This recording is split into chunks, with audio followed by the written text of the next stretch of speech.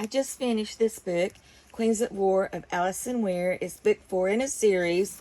I have already read book 1 and book 2, and I need to get book 3, but I just finished book 4, which it was good. Not as good as the first 2, but it was really good.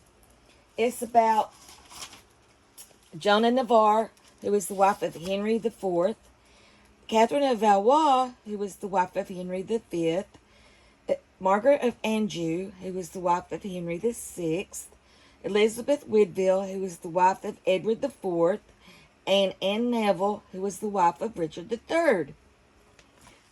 These queens were queens during what was called the War of the Roses, basically, 1399 to 1485. This is an excellent, well-researched book. I really enjoyed it. I like Alison Weir, and I like her writing. I don't always agree with her. She portrays Richard III as a villain, vindictive, power-hungry usurper king who's guilty of murdering his nephews, which has never been proven. And I don't really agree with her assessment of him, but she is a good writer, and she does really well research in her books. Joan of Navarre was the second wife of Henry IV. They had a happy marriage, and by all accounts really loved each other, but he was ill for most of their marriage.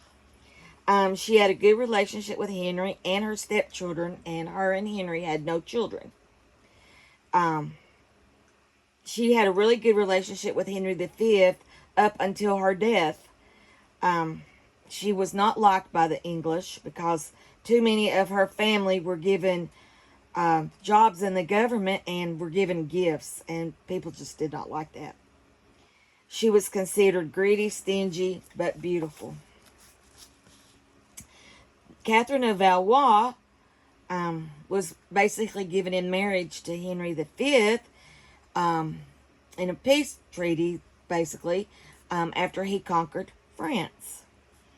They had one child, Henry VI, before Henry died, and she was gracious, majestic, and she was regent a lot while Henry was off fighting.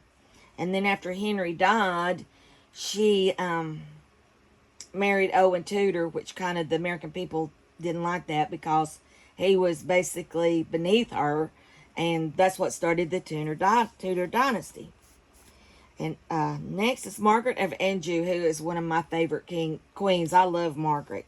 She was the wife of Henry VI, and she was never liked by the English either, or the people in power around Henry. There were a few who were loyal to her, but basically they didn't like her.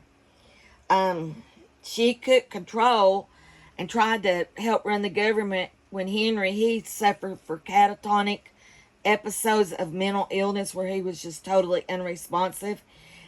She had a hard time, and she tried to she had the best interest of England at heart and wanted to do the right thing and rule the country, but people just fought her at every turn.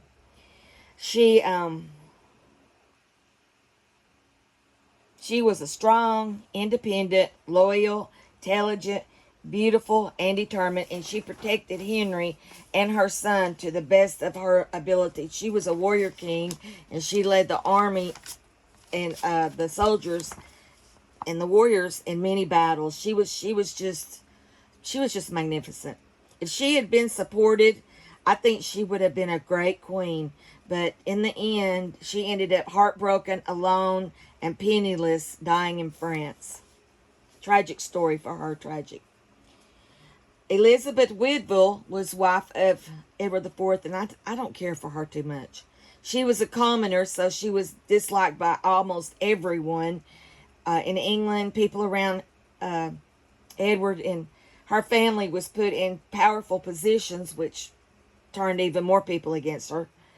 But her daughter became queen when she married Henry VII. So she had the last word, but she just wasn't a real likable queen or person. And last was Anne Neville, who was the wife of Richard III. she was quiet and shy but sickly, and she died young. I think she was 26 from what they thought was tuberculosis. But she was married first to Margaret of Anjou's son, Edward, who died in battle.